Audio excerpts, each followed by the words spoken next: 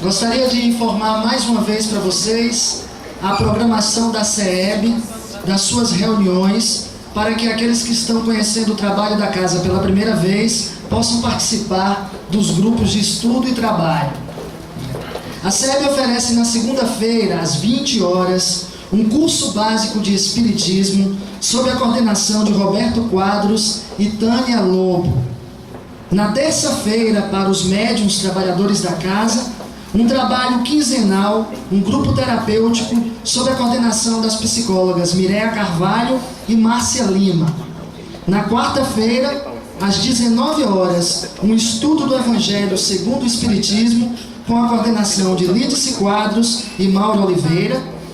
E às 20 horas, Educação Mediúnica sob a coordenação de Arthur Mascarenhas e Emanuel Isaías.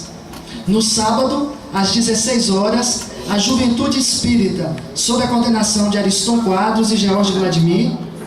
E às 17 horas, 2 trabalhos. A Evangelização Infantil, sob a coordenação de Janete Macário, Luciana Cardoso, Jéssica Lobo e Vanessa Quadros. E às 18 horas, e também neste mesmo horário, a reunião doutrinária, palestra seguida de passe. Às 18 horas, às 18h30, desculpe, a reunião de desobsessão, o atendimento de desobsessão, sob a coordenação de Mireia Carvalho. Para quem deseja o atendimento de desobsessão, recomenda-se procurar Lobo e Maria Carolina para que possam fazer uma entrevista onde vai ser feita a triagem para o tratamento. Tá bom? Maiores informações, o e-mail do grupo é grupoceb@grupoceb.com.br ou informações no blog. O endereço eletrônico do blog é grupo-ceb.blogspot.com.br. Mais avisos. Nós gostaríamos de solicitar a vocês que preencham essa fichinha que vocês receberam na pasta com a sua opinião sobre o evento e o interesse que vocês tenham em outros eventos da casa. É fundamental para a gente a participação de vocês através deste folheto para que possamos nos orientar na escolha das palestras, dos eventos do ano, a partir da opinião de vocês, das sugestões, das críticas, que são muito importantes. Portanto, não se esqueçam de preencher essa fichinha que está na pasta que vocês receberam no ato do cadastramento. Depois, é só entregar essa fichinha ali mesmo, na mesa de cadastramento para as pessoas presentes. Tá bom? Tenho também um aviso para os trabalhadores da casa. Terminando as atividades de hoje, a coordenação da casa solicita que os trabalhadores permaneçam aqui para que possa ser feita uma fotografia de registro do evento com a presença de todos.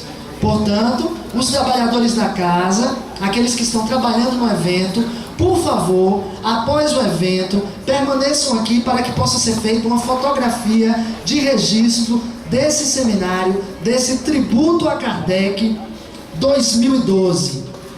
Também gostaria de agradecer aos patrocinadores do evento que possibilitam, com o seu auxílio, com o seu apoio, a realização de um evento desse porte. Nós contamos esse ano com o apoio do restaurante Estalo, dos restaurantes Espaguete Lilás, Boteco do França e Companhia da Pizza, que forneceram não só desconto para as pessoas presentes no evento, para almoço, como as refeições para os convidados de fora. Também gostaríamos de agradecer o apoio da Nestlé, da distribuidora Salvador, da Cacau Show, que ofereceu essa trufa que está sendo servida para vocês, e também da Fio a Pavio, que confeccionou as camisas do evento, certo? Gostaríamos de agradecer a presença de todos e vamos dar início ao evento dessa tarde. Eu gostaria de convidar neste momento Arthur Mascarenhas, vice-presidente, para proferir a prece de início dos trabalhos dessa tarde. Por favor, Arthur. Então, nesse momento, vamos continuar nessa sintonia de amor, de fraternidade, que tem caracterizado o nosso evento, olhando na direção dos nossos corações, onde reside a presença de Deus dentro de nós, e compartilhando uns com os outros essa fonte de amor infinito que é a presença do Pai. Peçamos a Deus, ao Mestre Jesus, aos guias espirituais da SEEB, que se confraternizam neste evento, com todos os trabalhadores da Seara do Cristo, das diversas casas irmãs que se unem na tarde de hoje. Peçamos proteção e amparo, inspiração para os nossos palestrantes, para o nosso artista convidado, a fim de que, irmanados, no desejo sincero de, conhecendo a doutrina espírita, nos reformarmos e contribuirmos para o crescimento dessa casa maravilhosa que é a Terra, nossa residência, nossa oportunidade de redenção. Pai nosso que estais nos céus, santificado seja o vosso nome, venha a nós o vosso reino, seja feita a vossa vontade, assim na terra como nos céus. O pão nosso de cada dia nos dai hoje. Perdoai as nossas ofensas, assim como nós perdoamos a quem nos tem ofendido, e não nos deixeis cair em tentação, mas livrai-nos, Senhor, de todo o mal. E viva Jesus. Que assim seja.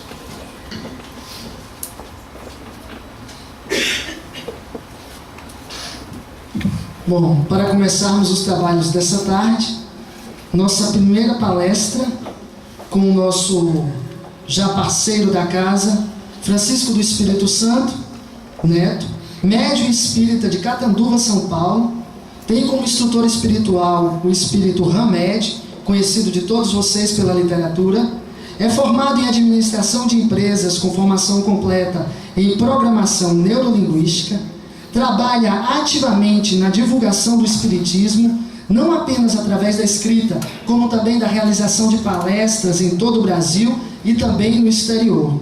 Os seus livros atingiram a margem de 1000 exemplares vendidos, desde seu primeiro lançamento editorial, o livro Renovando Atitudes, publicado em 1997. Algumas obras psicografadas: Renovando Atitudes, As Dores da Alma, Conviver e Melhorar, Os Prazeres da Alma. Bom, com vocês, Francisco do Espírito Neto. É 1 milhão, desculpe. Certo? Então, os aplausos de vocês para Francisco do Espírito Santo Neto.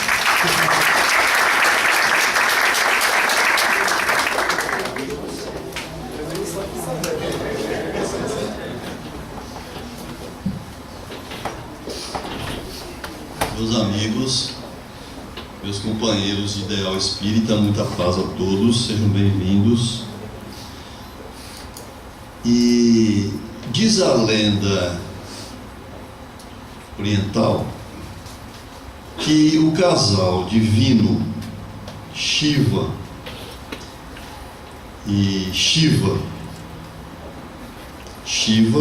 Shita, que não é o macaco do Tarzan, eles estavam sentados nos seus tronos divinos, nas alturas, e eis que a esposa, Shita, olhou por aquelas estradas poeirentas da Índia e viu um pobre mendigo esfarrapado, caminhando,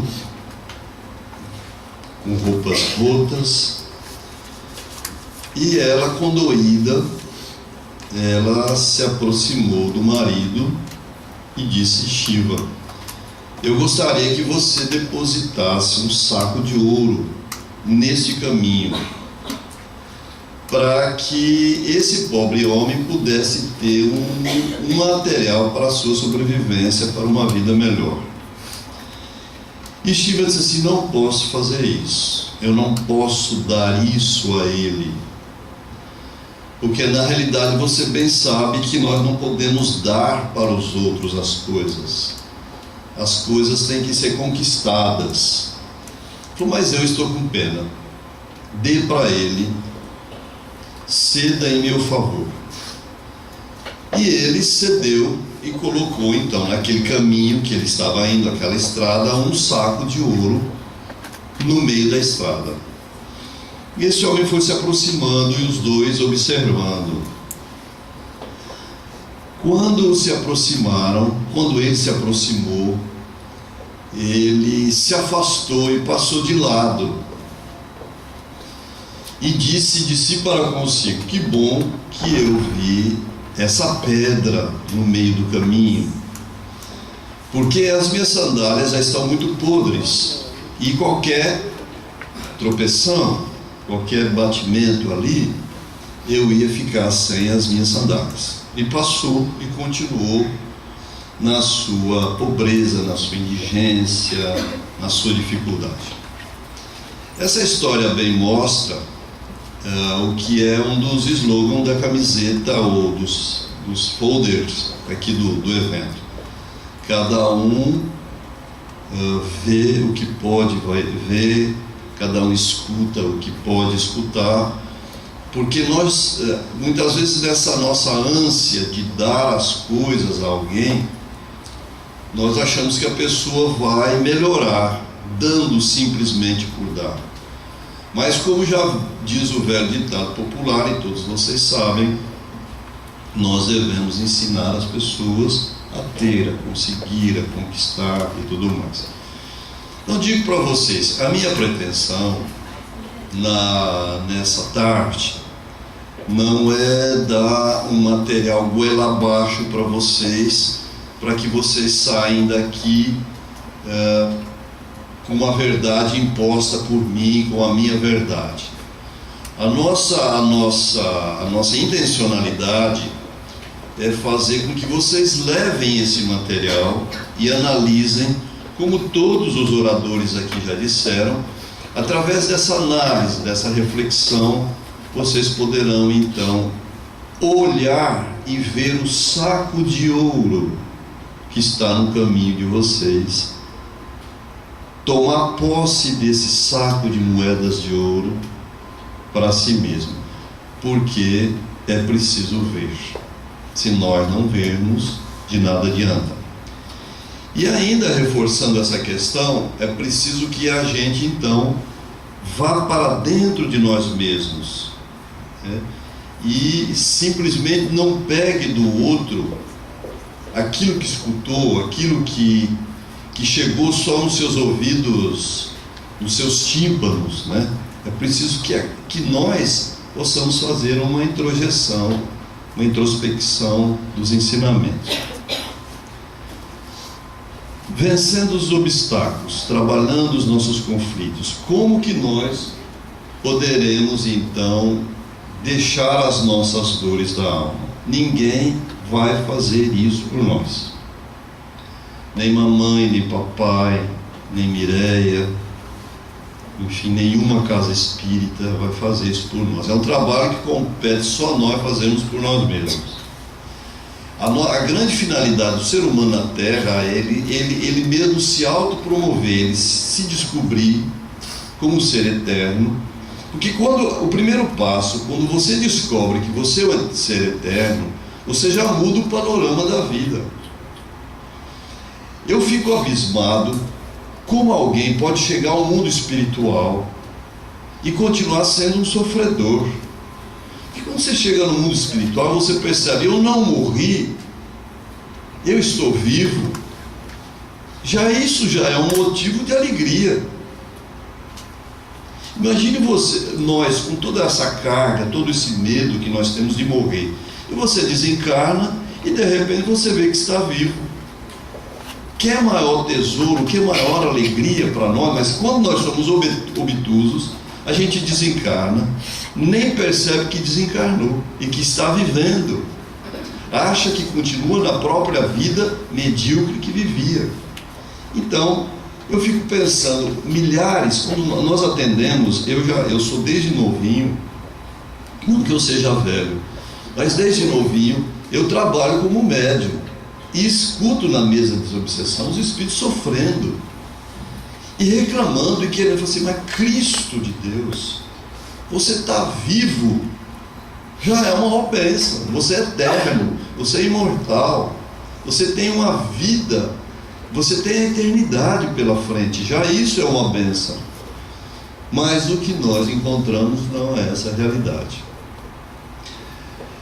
E eu me pergunto às vezes, para que você quer a eternidade? Para que você quer saber sobre a imortalidade, se a gente não sabe o que fazer numa tarde chuvosa? O quê? Você está falando alguma coisa comigo? Natália? Não? Ah, tá bom. O que você não sabe o que você vai fazer numa tarde chuvosa? Você fica entediado dentro de casa, ou uma tarde, ou um dia chuvoso. Para que você quer viver para sempre? Me diga. Vai ser um saco, como diz o ditado popular. Você não vai ter, você não tem pique para essa imortalidade. Então, quando a gente descobre essa questão da descoberta do mundo interior, porque o nosso mundo interior, ele é tão desconhecido como é desconhecido o mundo exterior. Nós desconhecemos o mundo exterior, os planetas, as atividades das galáxias, e por dentro é a mesma coisa. Então, o que dá tesão, gosto para viver é você sair da mediocridade da vida obtusa e começar a abrir a consciência. Isso só é motivo para você vencer as dores. Só isso, eu não precisava falar mais nada. Eu aqui assim seja e sentava. Porque vejam, se você já tem essa visão a respeito da vida, que conflito, que dor que ia te pegar dessa forma. Então vejam, que eu escolhi essa figura, encontrei no Google, uma pessoa com zíper no olho, né? E quanto mais ela abre, mais ela vê, e quanto mais está fechado, a visão é mais curta, a visão da vida, a visão de si mesmo e a visão dos seus problemas. Nessa tarde, depois do almoço, eu solicitaria que ninguém dormisse, porque o Arthur me deixou aqui um copinho de café cheio de pontinha de giz, para que eu lançasse nas pessoas que estivessem indo para o mundo espiritual durante a palestra. Então está aqui o copinho, se preparem, porque vai voar giz. Então vamos lá. A gente escuta falar em paradigma. Precisamos mudar os paradigmas. Então vamos ver a etimologia, vamos ver, enfim, o significado dessa palavra. Necessidade da quebra de paradigmas. Palavra conceituada como algo que o consenso geral, com as normas sociais, consagrou como um modelo ou um padrão perfeito. Está com sono? Acho que você vai ser a primeira a receber um gizinho, viu, Natália? A sua própria mãe.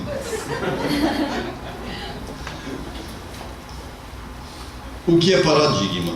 É o consenso geral, é o padrão, é o enquadramento. Quando você fala assim, eu estou brincando, viu, gente? Vocês podem dormir. O que é, quando você enquadra algo, quando você tem um quadro e moldura o quadro, enquadra o quadro, isso quer dizer, você engessa aquilo, você deixa aquilo fotografado. A fotografia, sinto vos informar, é uma grande mentira a respeito de nós mesmos. Vocês não pensem que vocês são a fotografia. Fotografia, a gente escolhe o ângulo que ficou melhor, A gente se olha, o outro não te vê daquele jeito e você acha que está um must no Facebook. Mas não é realidade. Então, quando você congela a imagem, você não é aquilo. Quando você ingessa as coisas, você não é aquilo. Então, quando você está engessado, você está preso a paradigmas, a normas e padrões que são bons os normas. Nós precisamos das normas sociais e dos padrões, mas existem padrões que são cruéis, que não nos servem, que nós temos que abolir da nossa vida, né? Então, o padrão mais exato, mais perfeito, mais típico de alguma categoria de coisas ou de indivíduos. Nós temos padrões. É aquela pessoa, aquele jeito, aquele cabelo, enfim. Nós temos essa visão padronizada, cerceada, colocada dentro de uma cerca. E nós continuamos anos e reencarnações dentro de padrões e dentro de paradigmas. O que se chama karma. O que é karma? É você padronizar algo como sendo verdade absoluta, a mais perfeita, uma pessoa como sendo a melhor, e você continua levando aquilo para sempre como sendo o melhor.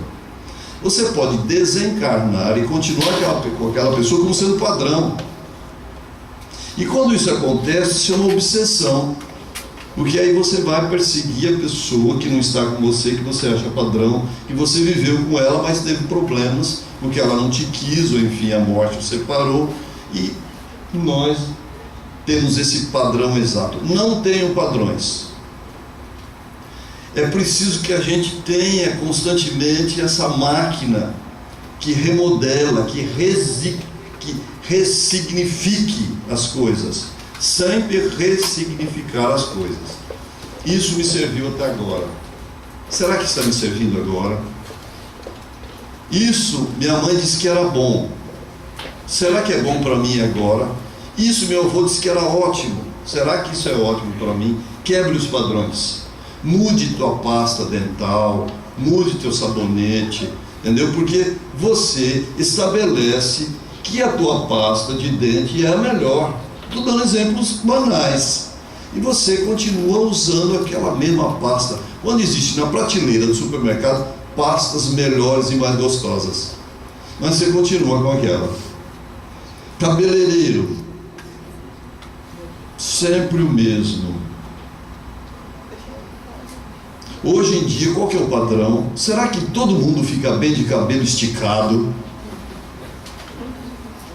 Nós estamos falando das chapinhas, enfim, das definitivas. Tem gente que fica muito bonita de cabelos enrolados.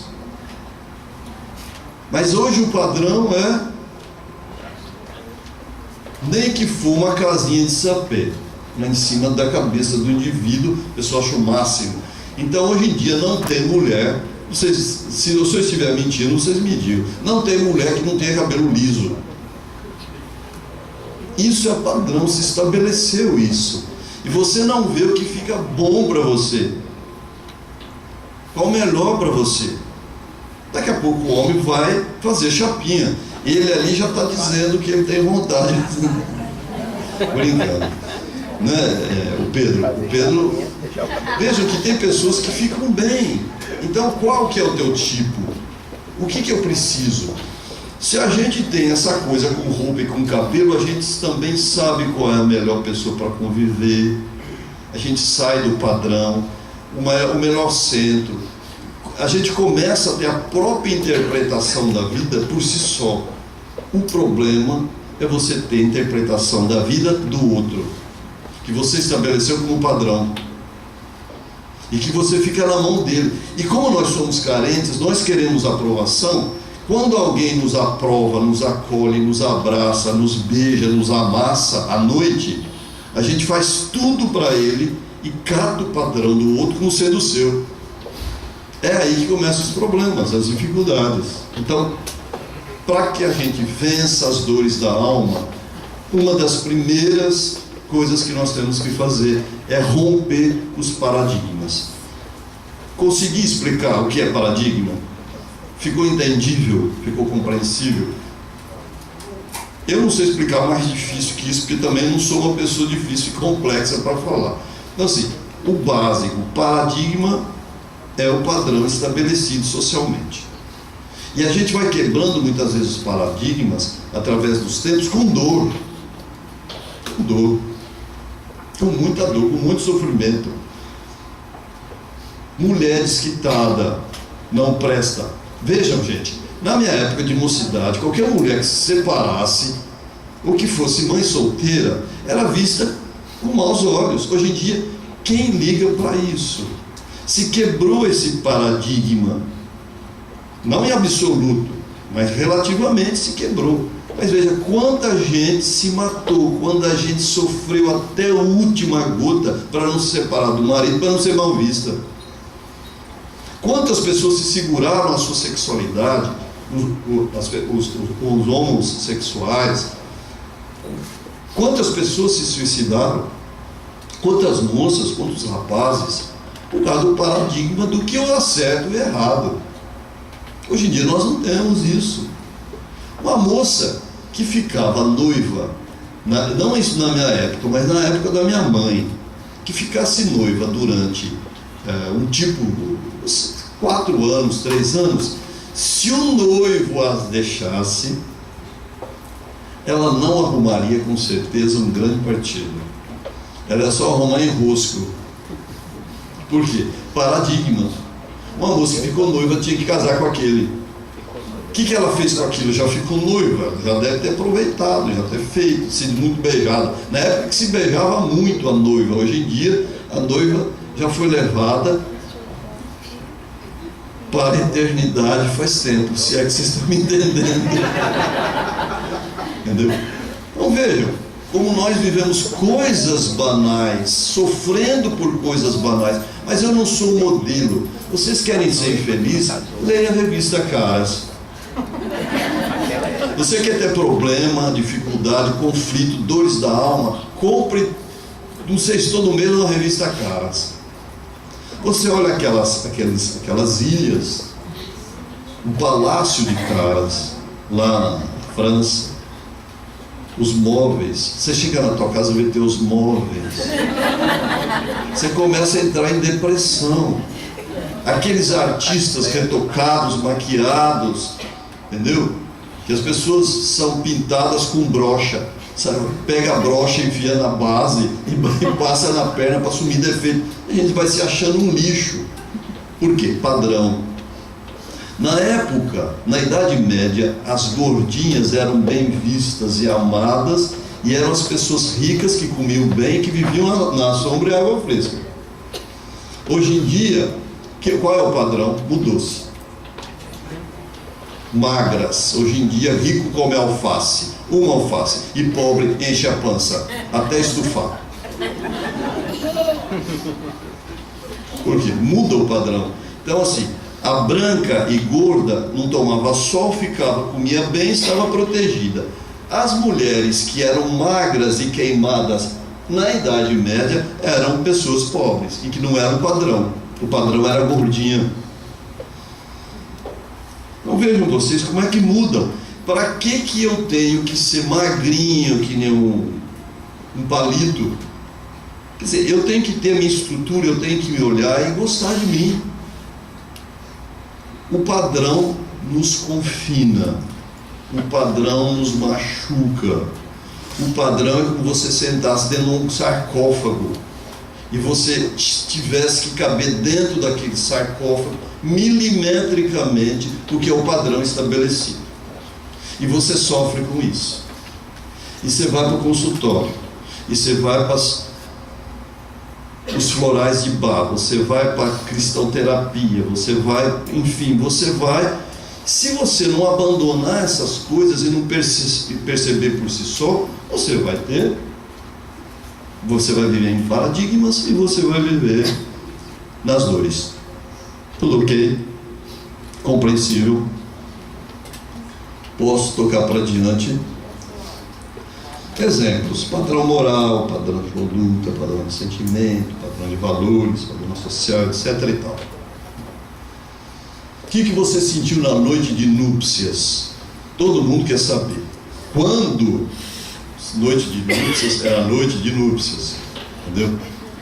O que você sentiu? Como é que foi? Como é que era? Veja, todo mundo fala, mas eu não senti isso. Por quê? Veja só, a gente quer o padrão, a gente quer o meio, você quer ser igual a todo mundo. Não existe isso e acabou. Joga fora essa ideia que todo mundo tem que sentir, pensar e ser igual. Veja seu tipo, se olha no espelho, se arrume do jeito que você goste.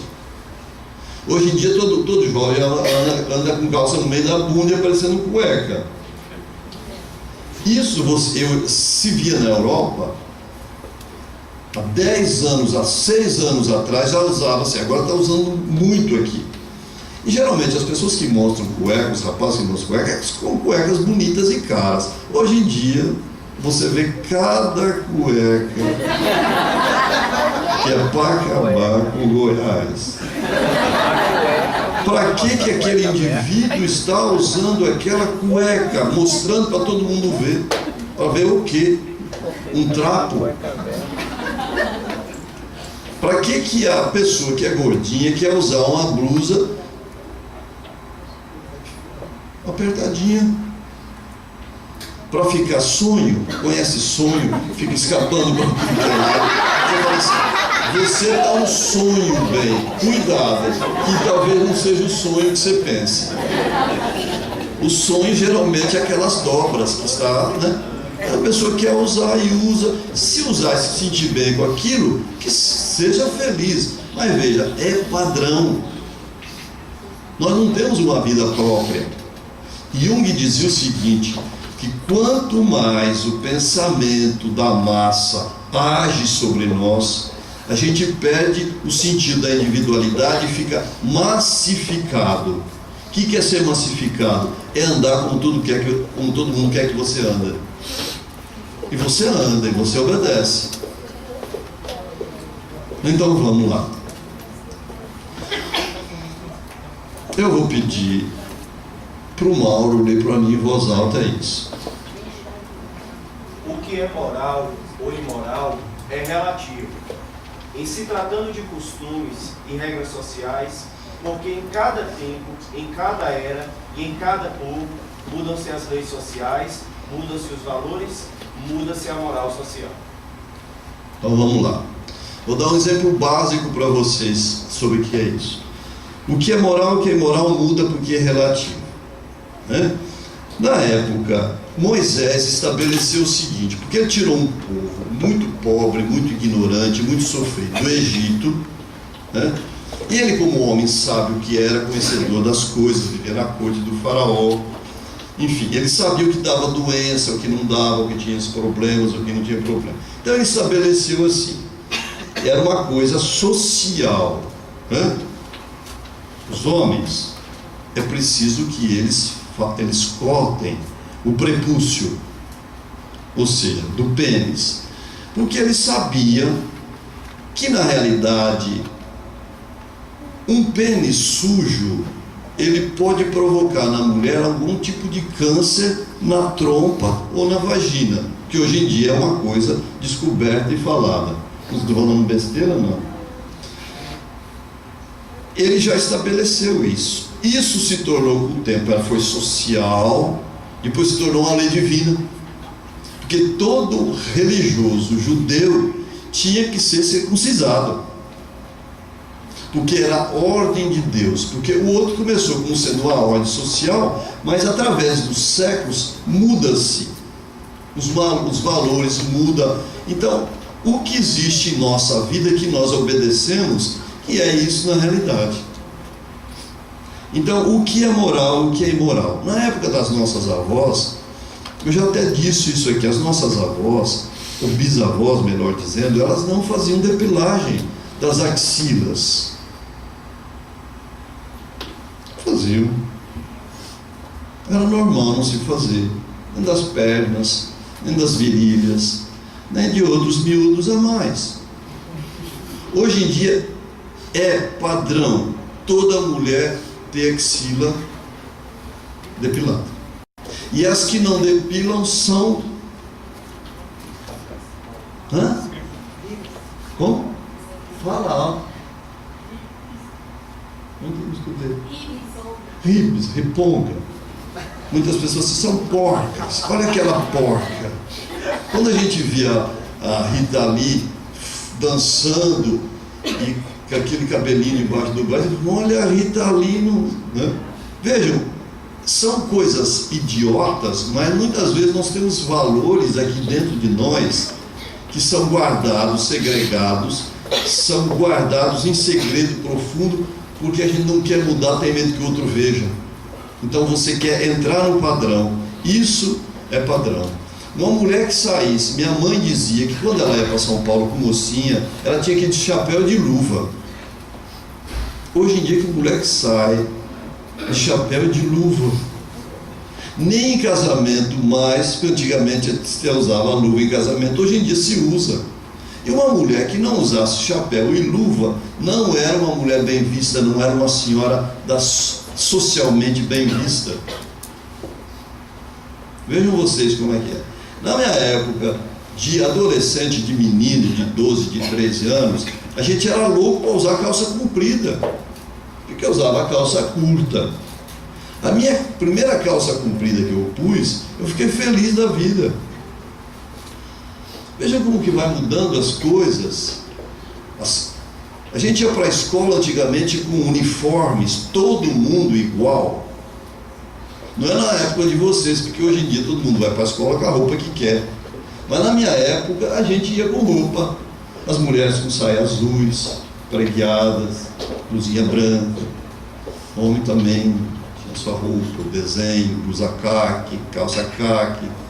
Quer dizer, era uma padronização. Nós estamos mudando isso gradativamente, mas alguns valores internos nós não mudamos. A gente continua no padrão. E isso é motivo de sofrimento. Porque a gente está usando assuntos triviais para entender as coisas importantes que têm dentro de nós. Os costumes de uma época refletem de tal maneira sobre os indivíduos que eles passam a vê-los primeiramente como homens, como normas sociais, depois como valores morais, culminando finalmente em ordens divinas. Certo? Então vamos lá. Então eu vou pedir para o Pedro ler para nós. Alto. É necessário contextualizar historicamente dores e prazeres, ideias, juízos e opiniões, pois essa é uma forma de compreender tudo de modo mais preciso e completo. Observando que tudo que vivemos faz parte de um conjunto de antecedentes, de conhecimentos relativos a determinado passado da humanidade e sua evolução, segundo o lugar, a época, o ponto de vista, as crenças e os valores de uma época. Amém. Então, o que é preciso contextualizar? Você precisa tirar algo do contexto antigo e contextualizar no contexto atual. Estou me fazendo entender? Está difícil de entender isso? É fácil, né? Vocês querem um exemplo? Para que a gente pode...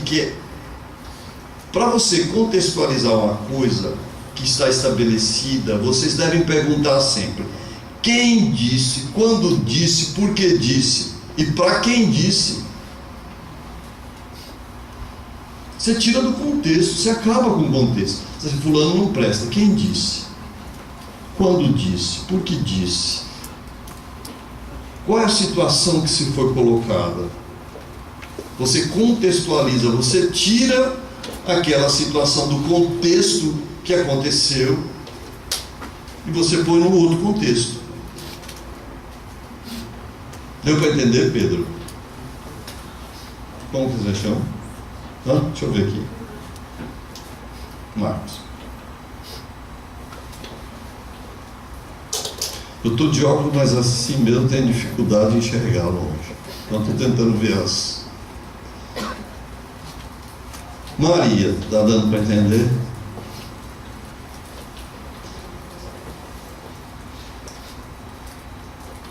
Então vamos lá. Lê para nós, Arthur. Eu vou pedir para vocês lerem também, assim vocês saem do sono.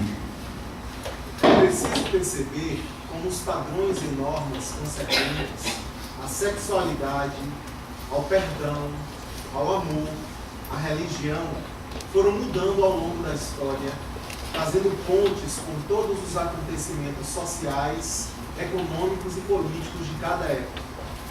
É fundamental ainda incluir simultaneamente a história da humanidade, desde a antiguidade e em todo o mundo atual, e contextualizar, a partir daí, a nossa visão de mundo, os padrões vigentes, os culturais, os éticos, os sociais e outros tantos. Amém. Vejam vocês, em uma época a mediunidade era vista como uma coisa completamente obtusa, uma coisa completamente fora do cabo, não tinha razão. Então o que se acontecia com as pessoas que eram médiuns? Quem sabe dizer? Eu vou tentar interagir com vocês. Que está indo todo mundo tomar café, aquela coisa lá no fundo e volta. Então vamos segurar um pouco a barra. Vamos lá. O que vocês acham do cafezinho aí do fundo? Como é que está, Natália? Está tudo bem? Traga um pouquinho para mim também. Vejam vocês, o que é contextualizar? O que é contextualizar? Você de óculos, o que é? O que você entendeu que é contextualizar? Isso.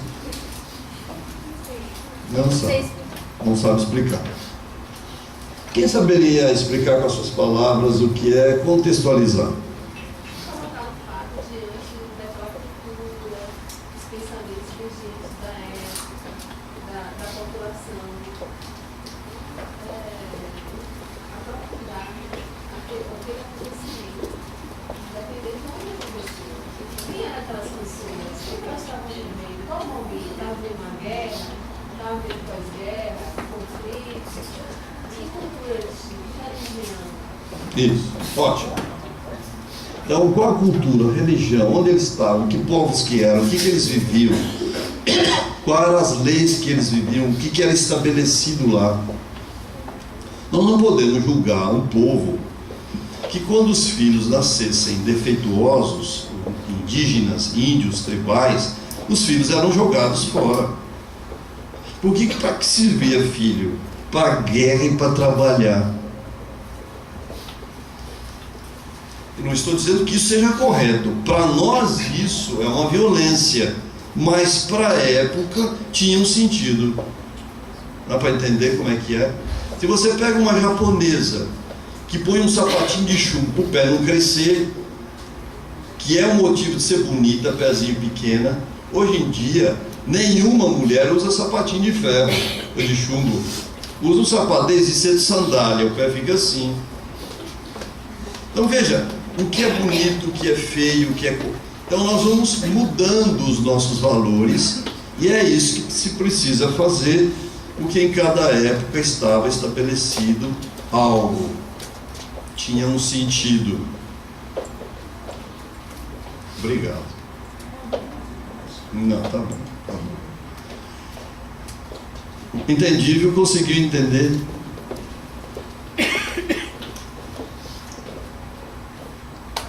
Crenças da época de Jesus.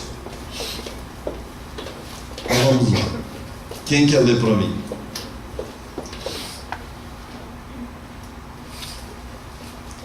Crença da época de Jesus. Isso. Encontrava-se lá um homem que tinha a mão seca. Alguém perguntou a Jesus: é permitido curar no dia de sábado? Isto para poder acusá-lo. Mateus 12:10. Veja, na época de Jesus existia um paradigma, um padrão estabelecido. Nada se podia fazer no dia do sábado. Da onde vinha isso? Vinha daqui. Acho que eu vou tirar daqui. Não tem um... Tá.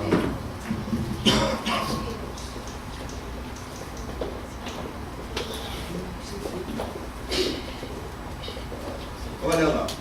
Os costumes de uma época refletem de tal maneira sobre o indivíduo que eles passam a ver eles primeiramente como normas sociais.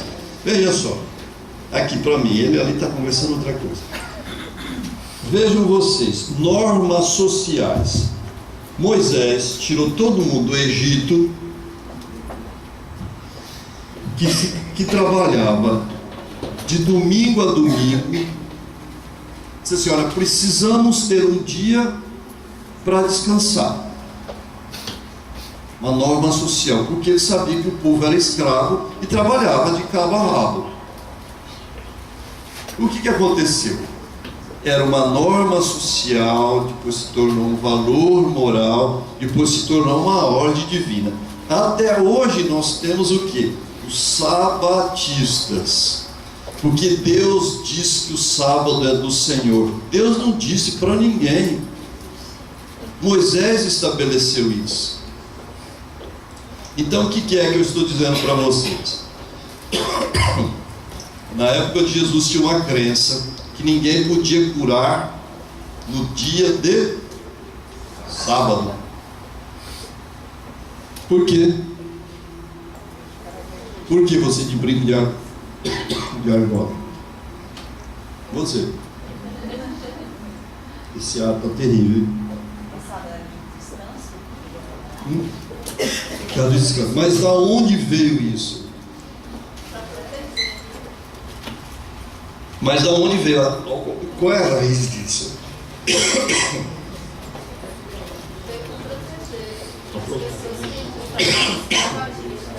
Mas qual a raiz disso? A Bíblia. Mas da onde veio isso? Foi Deus que disse? Quem é que disse? A raiz é daqui, né? A raiz disso, Moisés disse isso. Hoje em dia nós vivemos no século 21 com pessoas ainda presos a esse paradigma, essa norma. E nós achamos que isso é sagrado. E vai dizer para os sabatistas que isso não quer dizer nada, que Deus entende, que Deus nunca estabeleceu isso. São valores sagrados. O ar já me pegou aqui.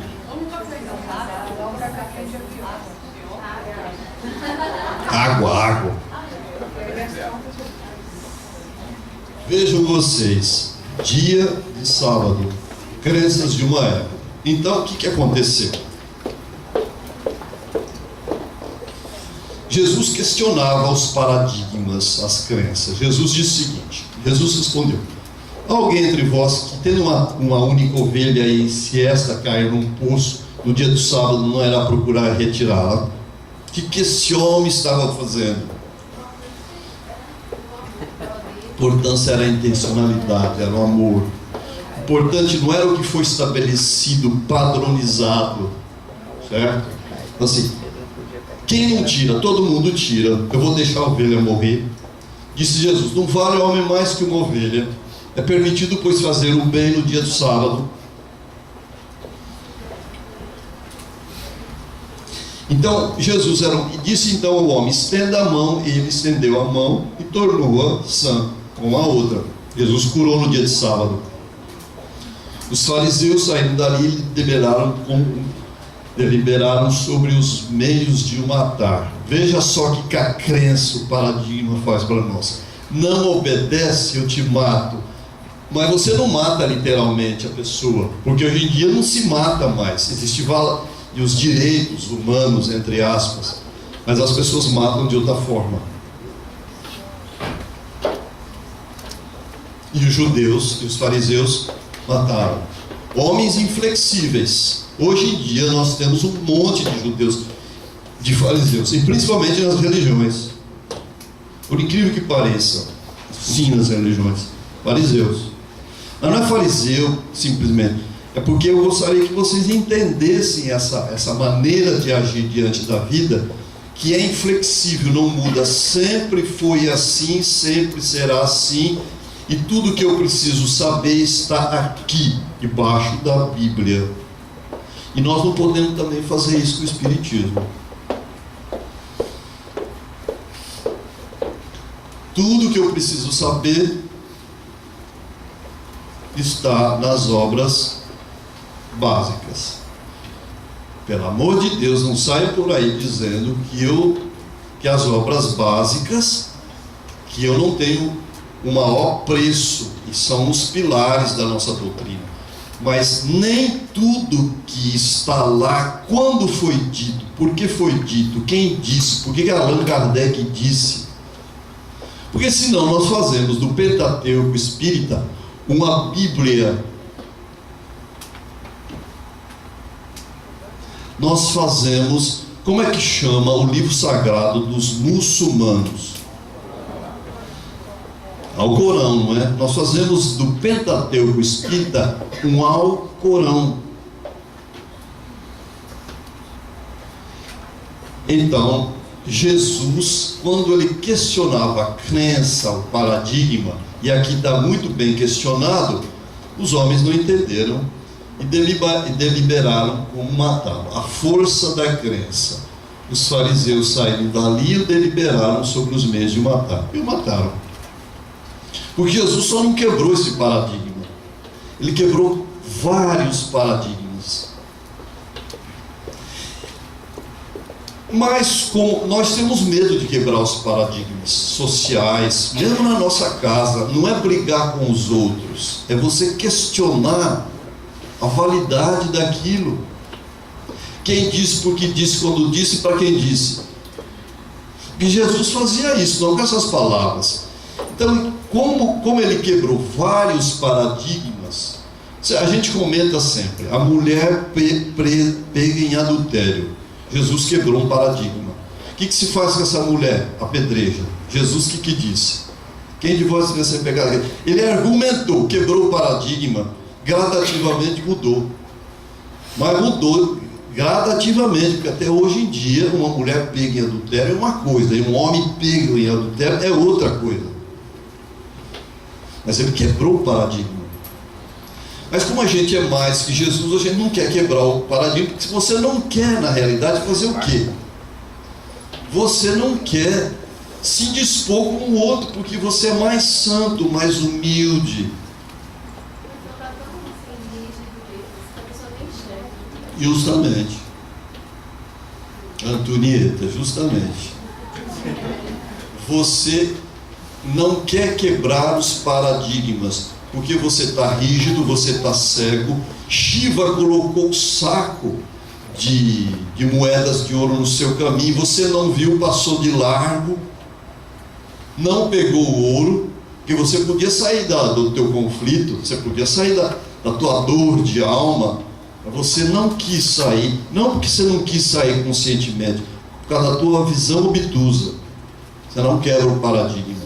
Jesus é o nosso mestre, o nosso modelo, o nosso guia. Quebrava paradigmas.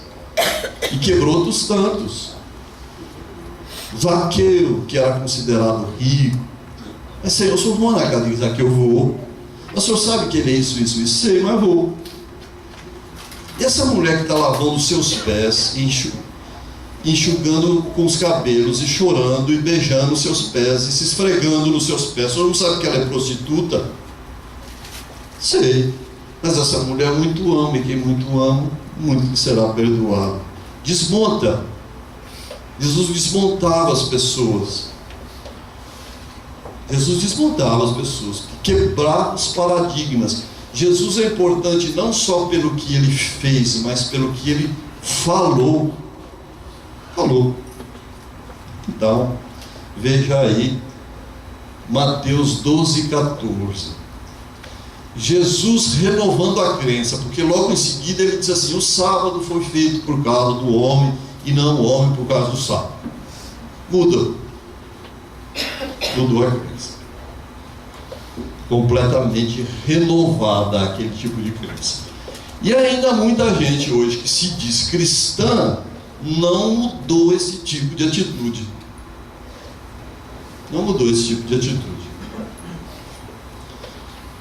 Podemos caminhar, não temos tanto tempo assim, mas já estamos, né? Vamos lá. Disse Jesus, essa mensagem, ela está no livro acho que um modo de entender.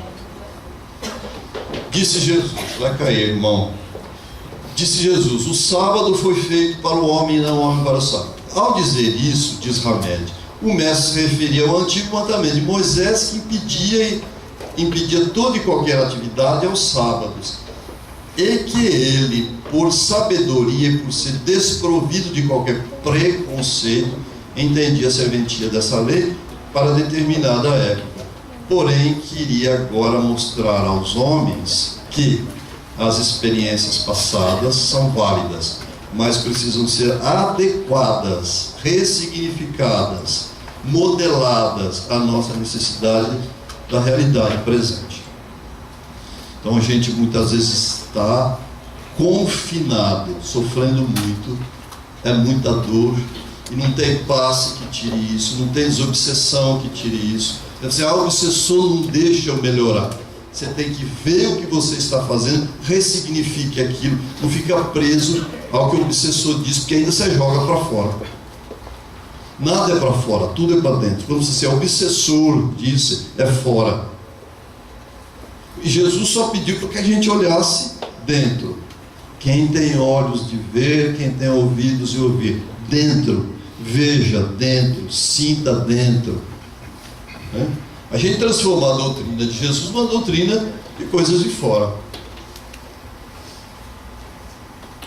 É mais fácil desintegrar um átomo do que acabar com o preconceito. Isso roda nas internets. Einstein. Porque ele era judeu e sabia que os paradigmas, que atuam sobre os judeus são muito fortes. Veja lá.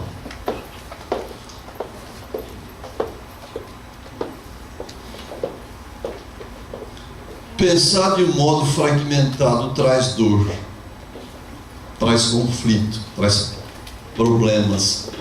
A gente fica com problema,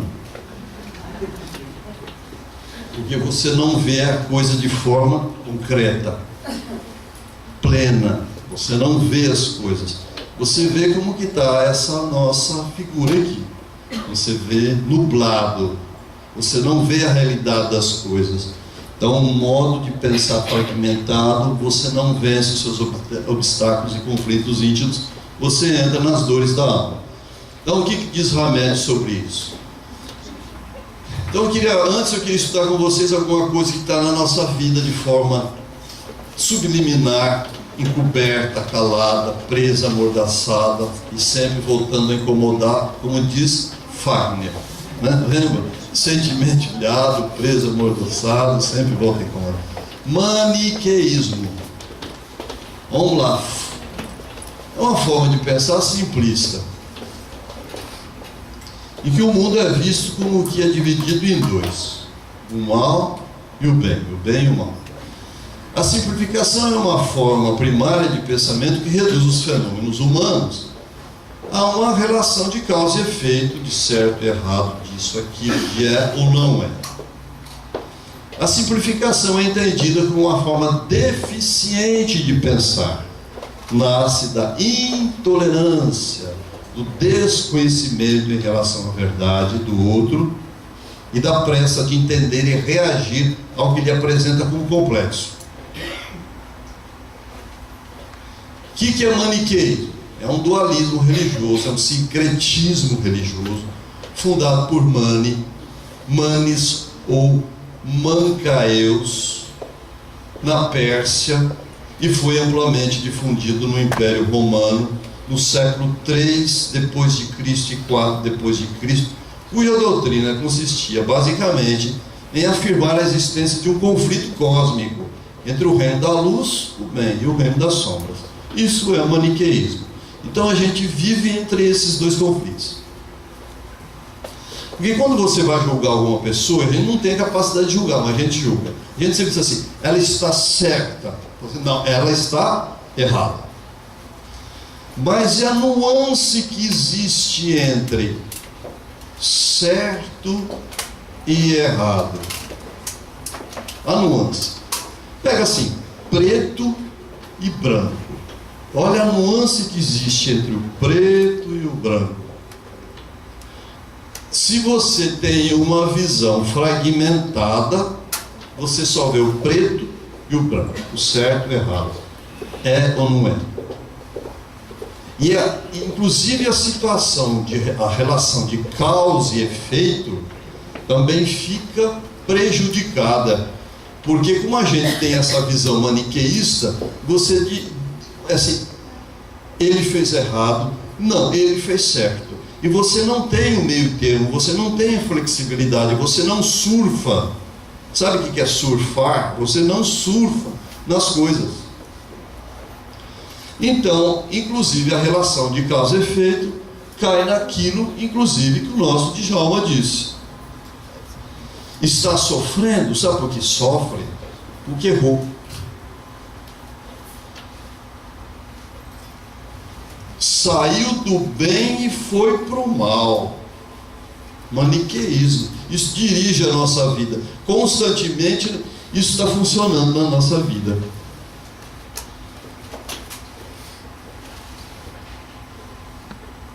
Certo? Está funcionando na nossa vida. É uma forma deficiente de pensar. Aí você fica intolerante.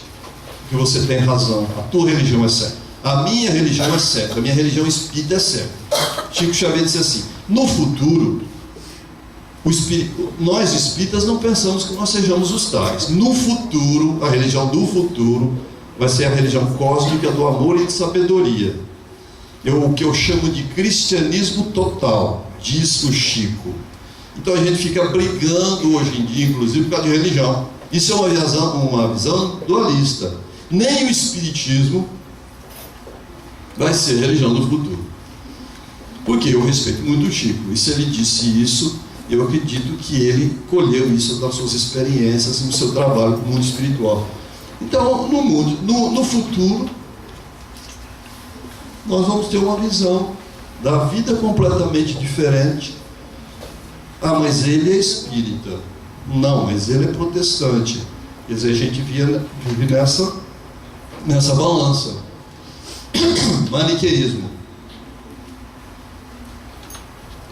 Zoroastro, a religião de Zoroastro era maniqueísta. Zoroastro, na Pérsia. Mas a gente é espírita. Mas o que eu tenho com a Pérsia? O que eu tenho com o Zoroastro? Nós não somos originais, gente. Nós somos frutos de séculos e séculos e séculos. Eu ouviram falar em Nietzsche?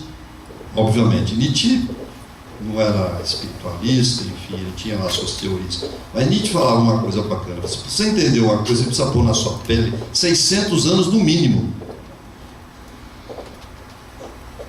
No mínimo 600 anos para você saber quem é você. Eu sei quem eu sou filho do fulano, do ciclano, e sou descendente de fulano, ciclano, que eu vou pensar assim. Mas nós não somos isso. A cultura que toma conta de nós, os valores que tomam conta de nós, no mínimo, para você entender, você precisa ter 600 anos, jogar 600 anos para ver o que está na tua pele, o teu perispírito. Está compreensível, está difícil, gente. Vocês vieram aqui para eu pensar, faz favor, né? Eu não vim aqui para dar uma de Padre Marcelo. Com todo respeito ao Padre Marcelo, mas não vamos dançar e rir. Nós estamos aqui para pensar. Vocês não tiraram um sábado à tarde, depois do almoço, que todo mundo gosta de dormir, né? Então estou tentando, mas vocês estão acompanhando meu raciocínio? Estão acompanhando mesmo? Está difícil, eu estou tentando trocar em miúdo para que a gente possa entender isso. Então a relação de causa e efeito também nossa é maniqueísta. E como o Djalma disse, eu também acredito que na realidade quando alguém está, uma mulher que tem câncer de útero, fala assim, ela deve ter feito aborto. Isso é uma visão simplista. Porque o que existe fatores e fatores e fatores que influenciam em nós. Hoje em dia se fala de memória celular. Nós não estamos vivendo há 50 anos atrás. Você fala memória celular. Então hoje em dia você vai no médico, o médico fala assim, você tinha algum diabético na família? Você tinha alguma pessoa que tinha um fator assim, tipo um problema cardíaco? Então você pode estar tendo uma influência. Quer dizer, hoje nós sabemos a influenciação que existe, de certa forma, na nossa vida. E não só assim. Fez errado e fez certo. Fez errado e fez certo. Não é só assim que funciona. Então não julgue mais o outro assim. Quando alguém separa de alguém, a gente toma partido de alguém, não toma? Eu acho que ela está certa. Eu acho que ele está certo. Você não sabe sobre isso. Você não pode ter uma visão maniqueísta no sentido de certo e errado, simplesmente. Mas aquele centro eu acho que ele tem mais gente que pensa no bem, que está no bem. Será? Aí vou para o outro. Então vejam, nós vivemos nessa dicotomia, né? Nessa bipartição. Veja só. Quando estamos identificados por um modo de ver maniqueísta, todas as nossas percepções são definidas por ela. Passamos a ter uma visão de mundo fragmentado, ou seja, com limites particularmente fixados. A gente vê tudo sobre esse canudo do fragmentado, do bipartido, maniqueísta. Hoje em dia nós falamos muito sobre pensamento, a gente fala sobre pensamento mecanicista. O que é pensamento mecanicista? Pensamento mecânico, né? 2 mais 2 são 4. 5 mais 5 são 10. A lógica cartesiana de Descartes, ela funciona e nós somos frutos de pensamento mecanicistas. No Espiritismo vige o quê? Infelizmente ainda o pensamento mecanicista. Determina que todos os fatos da vida são frutos de uma só sequência de causas e efeitos, que vão se completando sem qualquer tipo de interferência externa e nenhuma intervenção de outras fenomenalidades. Esse tipo de pensar é a herança dos filósofos da Revolução Científica, Descartes, Bacon, Newton. Funciona, é um maniqueísmo praticamente. Agora, hoje em dia nós precisamos saber que existem outros tipos de pensar. O modelo mental cartesiano mecanicista é eficiente para resolver os problemas mecânicos, abordáveis pelas ciências exatas ou pela tecnologia. Mas é precário para entender ou resolver os conflitos humanos em que existem emoções e sentimentos, a dimensão psicológica, bem como as dimensões da dimensão espiritual. Nós não podemos usar para entender os nossos sentimentos 2 mais 2 são 4. Existe uma gama de coisas que esse tipo de pensamento, desse modelo, não serve. Mecanicista não serve. Eu acho, o que nós estamos estudando agora, queria dizer para vocês, lembrar vocês que se chama reforma íntima. O que eu estou dizendo para vocês não é nada de extraordinário. É um modo de você fazer reforma íntima. É um modo de você fazer renovando atitudes. É um modo de você, Kiko, mas renovando atitudes, tem umas coisas tão bacanas assim, não é assim. Bom, eu não sou Hamed, em primeiro lugar, existe uma distinção. Eu não sou Hamed. Não esperam chegar aqui e escutar Hamed falar. Mas o que Hamed me fala me leva a pensar outras coisas que eu tenho que expor, que isso colabora com o pensamento de Hamed daquilo que ele escreveu. Então nós estamos fazendo reforma íntima, tentando mudar. Porque a gente não muda porque quer, a gente muda quando pode mudar porque entendeu. Fé inabalável é aquela que encara a razão face a face. Então veja, nós não podemos resolver os nossos conflitos e dores da alma dessa forma cartesiana. A gente pode resolver os nossos conflitos, modo de pensar integral, ou complexo, não no sentido de ser difícil, complexo, que existem várias vertentes. É amplo e dá conta de explicar de modo mais consistente as múltiplas forças e fenômenos presentes nos eventos da vida humana. Gente, a gente diz assim, eu tenho livre-arbítrio. Não tem. Do total nós não temos. Mas eu sou dono da minha... Não é, bem. Você não é dono da tua vida. Do jeito que você pensa, não é. Nós estamos vivendo alguns séculos numa nave espacial que se chama Terra, que até onde a gente não sabia nem que ela existia como era. Ela anda pelo universo a milhões e milhões de quilômetros por hora, sempre se locomovendo. Nós não sabemos para onde ela vai. E nós estamos aqui, sentadinhos aqui juntos. Não temos noção da velocidade que a Terra está andando, porque nós estamos girando num sistema solar. O sistema solar está girando em torno de uma série de estrelas que se chama Via Láctea. A Via Láctea anda, esse conglomerado de coisa. Milhões de quilômetros de velocidade. Como é que você tem livre-arbítrio?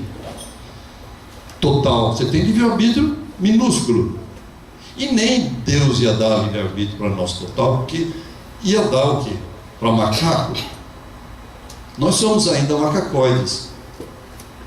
Nós temos um pouco livre-arbítrio. Nós podemos agir na nossa vida de uma forma ainda muito pequena, mas a gente age. Mas não age tudo.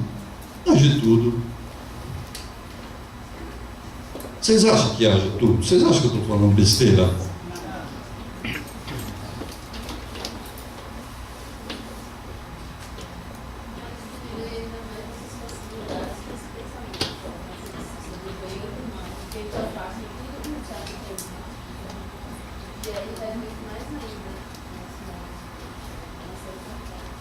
Eles não escutaram nada, fala mais alto. Se a gente tem pouco livre-arbítrio, com todas as possibilidades que a gente tem de Deus, a gente reduz isso no pensamento mecanicista, do bem e do mal. Isso. Porque isso vai, quando a gente pensa assim, a gente se afasta das pessoas que não pensam iguais. A gente não lê os livros, não vai nas palestras, não frequenta outros lugares. Não. Isso reduz mais ainda a possibilidade. Mas aí não vai aí uma crítica, mas cada um está vivendo como pode viver. Se você põe no ouvido um barulho, um fone de ouvido barulhento, para que você não escute nada, se você vai numa balada com uma música muito alta, você quer escutar alguém, você quer entrar no ritmo daquela coisa, daquela sensação. Agora, é uma opção, nós temos opções. Agora, nós não temos livre-arbítrio, porque nós vivemos. Hamed diz assim para mim, olha aqui, vou te explicar como é que é o livre-arbítrio do ser humano. Nós estamos num navio. Esse navio sai de um porto que nós não sabemos de onde saiu, e esse navio vai para um outro porto que nós não sabemos para onde vai. Dentro do navio, nós podemos nos locomover, ir para o nosso camarote, para a sala de almoço, café da manhã, voltar. A gente pode ir para o conversa, para a piscina. Nós temos essa liberdade, né? Mas a gente não tem a liberdade de onde saiu, para onde vai, que é o mais importante. Dá para entender? Como nós não temos? Gente, eu oro muito, mas se você tiver uma predisposição a ter determinada doença e você orar muito, você pode diminuir o nascimento daquela doença em você. Mas você não pode garantir que você vai anulá-la. Você tem uma genética assim. Mas eu tenho um karma assim, porque... Aí a gente já começa. Mas eu tenho um karma assim, porque o espermatozoide... Sim, o espermatozoide do pai, da mãe... Mas vejam como nós não temos o livre-arbítrio das coisas. Não sei se estou me fazendo entender. não temos. Então, o que acontece? Existem múltiplas forças e fenômenos presentes nos eventos da vida. Se você nascer na Índia, você vai viver dentro de um padrão que é uma força e um fenômeno que está agindo na sua vida da mesma forma que se você nascer no Uruguai, você não vai ter a mesma cultura e o mesmo valor que está te impressionando. Aí uma senhora lá, eu estive lá em Londres recentemente, assim, mas você acha que se você estivesse na Índia, nascido na Índia, você não ia ter a missão que você teve com o Hamed? Eu não sei. Eu não sei quais são os valores que eu poderia ter na Índia. Ao lar que eu nasci na Índia. Obviamente que eu nasci aqui, eu vivi num contexto propício, mas se eu nascesse lá, não sei se eu viveria num contexto propício para o desenvolvimento da mediunidade como aqui. Mas você acha que não? Eu acho que não. Você vai me desculpar, mas isso é antidoutrinário. Porque tudo que a gente não entende, no movimento espírita, a gente quer antidoutrinário.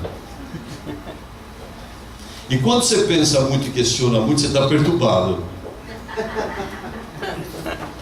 Você não pode ser um questionador. O Hamed disse assim, que a grande virtude do Adão e Eva, e principalmente da Eva, não foi comer ou não a maçã, foi questionar. Não coma, ela comeu.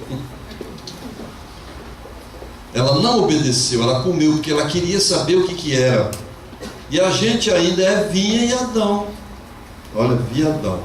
É Adão e Eva, melhor dizendo, porque dá cacô, né? Viadão. Eva e Adão. Então vejam que nós vivemos um problema. Porque nós, por exemplo, há uns anos atrás veio o boom do individualismo. E hoje em dia nós não devemos ser tão individualistas como nós pensamos. Nós precisamos ter hoje o quê? Viver uma vida de inter-relação com as pessoas. Nós não devemos ser nem dependentes, nem independentes. Nós devemos ser interdependentes. Que é uma visão nossa agora. Porque nós pensamos, os seres humanos pensam, os estudiosos pensam, os recordadores pensam. Quando a gente fala assim, seja independente, não ligue para ninguém, você é dono da sua vida, faça o que você quiser. Não é bem assim. Não seja inseguro, você está de pendurado, não sei o que, tudo bem, mas não seja independente, era para uma proposta. Agora a nossa proposta é da interdependência. Você não vive sozinho. Existem N fatores que influenciam na sua vida, que você não se dá conta, e você precisa entender essas coisas todas. Estou acabando o meu tempo, não?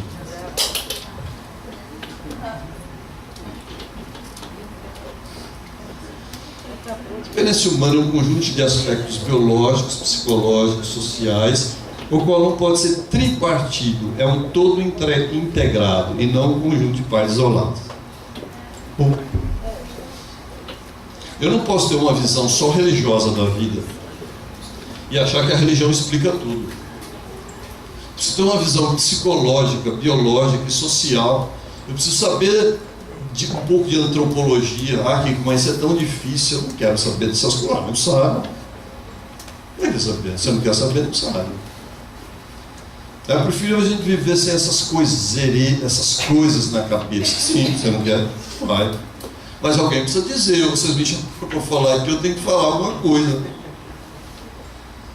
Se eu vier aqui só contar piada para vocês, é uma coisa, mas eu estou tentando fazer com que a gente pense junto. E estou tentando levar o pensamento de vocês junto comigo. Não sei se eu estou conseguindo, mas eu estou tentando. Porque se a gente tirar um pouco disso, como é que chama? Mesmo que agora não caia a ficha, mas como é que chama esse negócio de nuvem? Nuvem no computador, tem a nuvenzinha lá, como que é? Na Apple não tem um... Manda para a nuvem, isso aqui está na nuvem. Hã? Cloud. Como? iCloud. Isso. É isso mesmo. Vai ficar na sua nuvem. Pode ser que você não aproveite agora, mas daqui a um tempo alguém vai te falar alguma coisa você vai lembrar, será que isso é paradigma que aquele cara falou naquele dia? Será que isso é crença absoluta que aquele cara falou? Por que ele está falando? Para quem que de quem que ele escutou? Por que está dizendo que isso é verdade? Alguma coisa vai surgir em algum momento. A gente só não pode chegar num lugar e saiu do jeito que entrou. Você tem que sair pelo menos com um conteúdozinho para você trocar depois de sua influência na sua vida. Então, vamos lá. Então não somos uma coisa só. O ser humano é multidimensional, somos criaturas mais que físicas, somos psíquicas, transcendentais, psicológicas, culturais, míticas, afetivas, biológicas. Eu poderia falar para vocês o que é ser uma criatura psíquica, mais ou menos, porque eu não sou entendido na área, mas daria para me quebrar um galho. Eu podia falar para vocês que são a transcendência na sua vida, a ecologia na nossa vida. Vocês vão de convir com uma pessoa que mora numa região que se passa fome, não tem a mesma consistência que nós que não passamos.